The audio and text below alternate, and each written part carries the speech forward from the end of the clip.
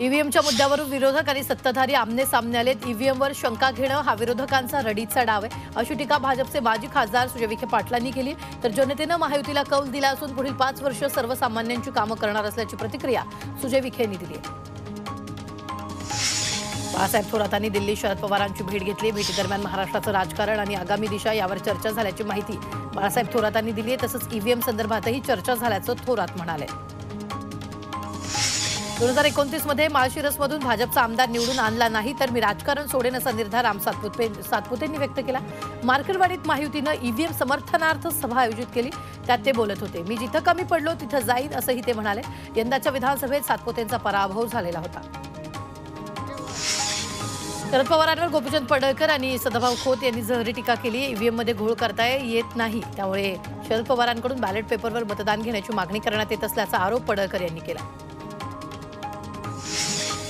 शरद पवारांवरील टीका ही निंदनीय आहे। मुख्यमंत्री फडणवीसांनी माफी मागावी अशी मागणी काँग्रेस प्रदेशाध्यक्ष नाना पटोले यांनी केली आहे। पडळकर आणि सदाभाऊ खोतांनी शरद पवारांना केलेल्या टीकेचा पटोले यांनी निषेध केला।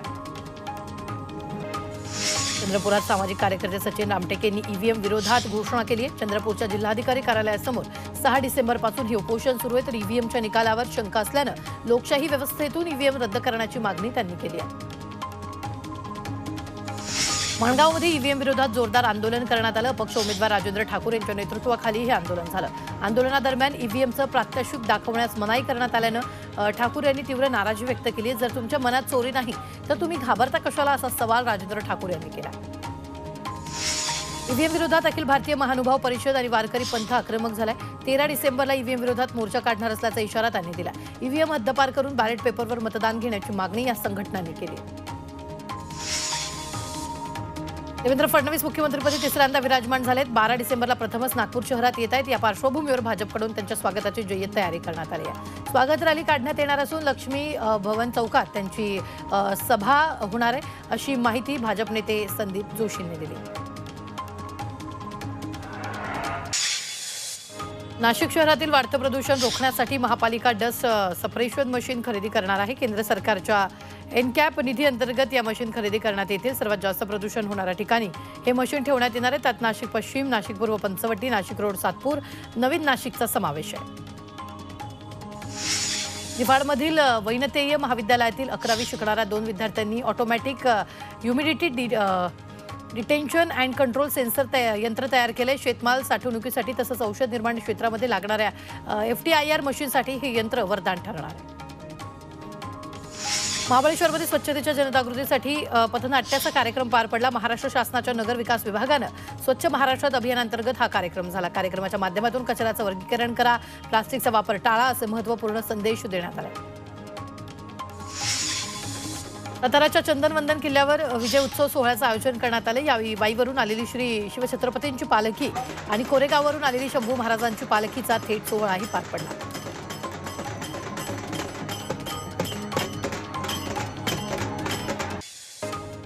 भंडाऱ्यात सकल हिंदू समाज बांधवांनी आक्रोश मोर्चा काढलेला आहे।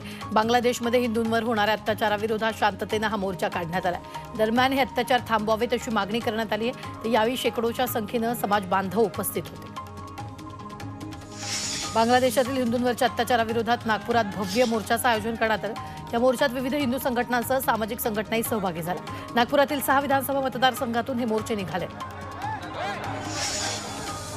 यवतमाळमध्ये सकल हिंदू समाजानं मोर्चा काढून बांगलादेशमध्ये हिंदूंवर होत असलेल्या अत्याचाराविरोधात निषेध नोंदवला। तर इस्कॉनचे संन्यासी स्वामी चिन्मय यांना अन्यायकारक पद्धतीने बांगलादेश सरकारनं तुरुंगात डांबून ठेवलंय, त्याची त्वरित सुटका व्हावी अशी मागणी यावेळी करण्यात आली आहे। बांगलादेशमध्ये हिंदू समाज अल्पसंख्याकांवर होत असलेल्या अत्याचाराविरोधात पुण्याच्या इंदापूर शहरात नगर परिषदेत ते तहसील कार्यालयाशी सकल हिंदू समाजाच्या वतीनं बांगलादेश हिंदू न्याय यात्रा काढण्यात आली। हाताला काळ्या फिती बांधून हिंदू समाज बांधव या यात्रेत सहभागी झाले। चंद्रपुरातही सकल हिंदू समाजाच्या वतीनं बांगलादेशमधील हिंदू अत्याचाराविरोधात न्याय यात्रा काढण्यात आली। या यात्रेत मोठ्या संख्येनं नागरिक सहभागी झाले। हिंदूंवरील अत्याचार थांबवावेत, इस्कॉन प्रमुखांची सुटका करावी अशी मागणी यावेळी करण्यात आली। परभणी जिल्ह्यातील जिंतूर पाथरी इथं मुक मोर्चा काढण्यात आला। बांगलादेशमधील हिंदूंवर होत असलेले अत्याचार थांबले पाहिजेत, यासाठी केंद्र सरकारनं कठोर कारवाई करावी अशी मागणी पंतप्रधान मोदींकडे करण्यात आली आहे।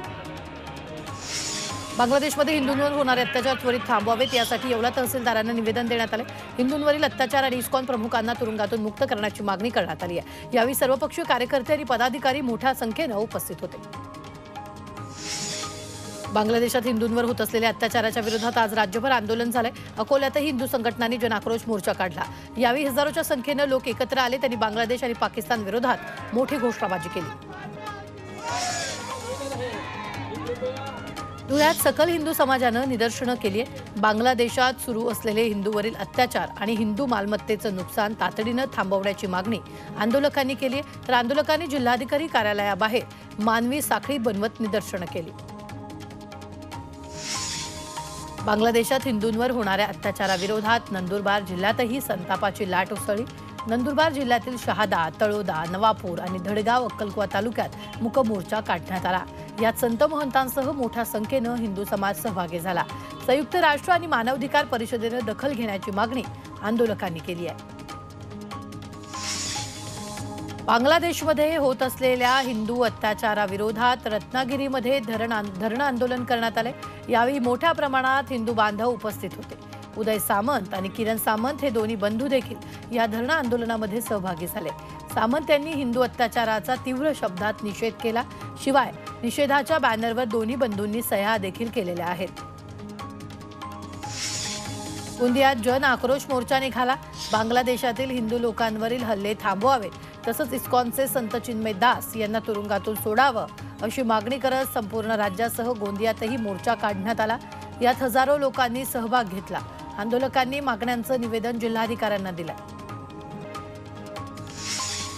बांगलादेशमध्ये हिंदूंवर होणाऱ्या अन्यायाविरोधात सिंधुदुर्ग जिल्ह्यात सकल हिंदू समाजानं न्यायमोर्चा काढला। दरम्यान आमदार दीपक केसरकर, नितेश राणे, निलेश राणे हे मोर्चात सहभागी झाले। यावेळी सिंधुदुर्ग नगरी येथील शिवाजी महाराजांच्या पुतळ्याला पुष्पहार अर्पण करून अतिशय शांततेत यात्रेला सुरुवात झाली। अहिल्यानगर जिल्ह्यातील विविध तालुक्यात हिंदुत्ववादी संघटनांनी न्याय यात्रा काढली।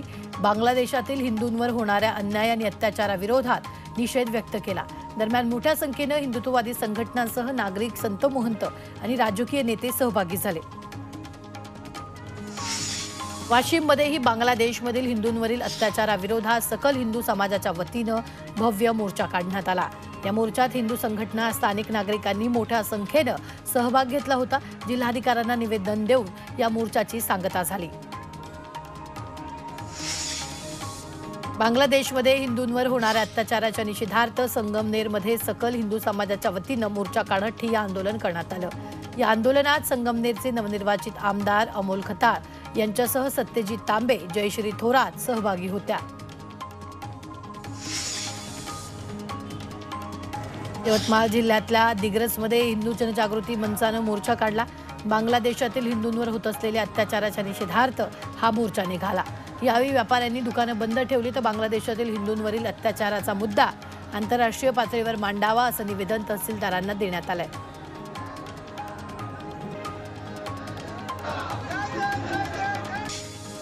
सांगली जिल्ह्यातील अवैध धंदे बंद करावेत या मागणीसाठी मनसेच्या वतीनं सांगली जिल्हाधिकारी कार्यालयावर धडक मोर्चा काढण्यात आला।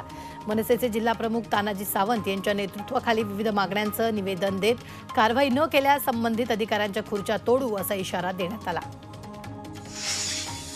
अमरावती जिल्ह्यातील नमस्कारी गावच्या लोकांनी रस्ता रोखून आंदोलन केले। तिवसा तालुक्यातील नमस्कारी गावात 90 लाखाच्या 3 किलोमीटर रस्त्याचं काम महिन्याभरापासून सुरू आहे, पण हे काम निकृष्ट दर्जाचं असल्याचा आरोप ग्रामस्थांनी केला।